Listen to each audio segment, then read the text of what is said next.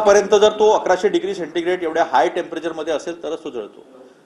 Tungsten किंवा titanium किंवा steel, stainless स्टीलचं मटेरियल असतं, पुन्हा सिलिका त्याच्यावरती आवरण असतं, इन्सुलेटर ज्याला म्हणतो आपण ते.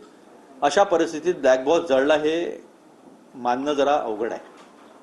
It's very difficult to accept. पण आता पीआयबीने प्रेस रिलीज जाहीर केलेली आहे, त्यामध्ये असं म्हटलंय पीआयबी कडून हा सगळा तपास चालू आहे.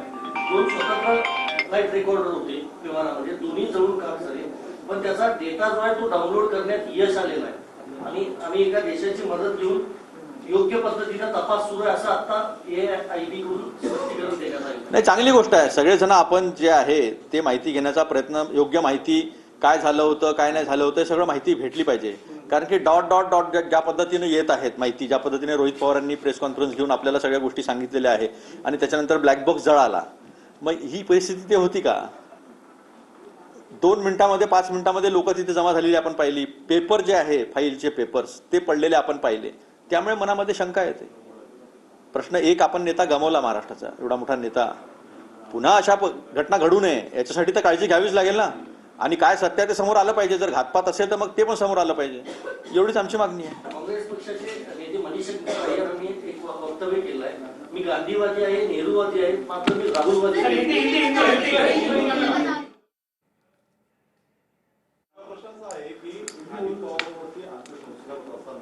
त्यांच्याच विभागातल्या अधिकाऱ्यांनी अल्पसंख्याक शाळांचा दर्जा देण्याचा आहे.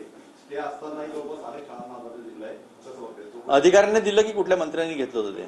अधिकारी पोटगे आहेत, त्यांच्यावर कारवाई झाली पाहिजे. एक दिवस थांबायला पाहिजे नव्हतं ना. मंत्र्यांना दुसऱ्या चार्ज घेऊ द्यायचं होतं. चार्ज नसताना अशा गोष्टी होणे या संशयास्पद आहे. त्याच्यावर कठोर कारवाई झाली पाहिजे.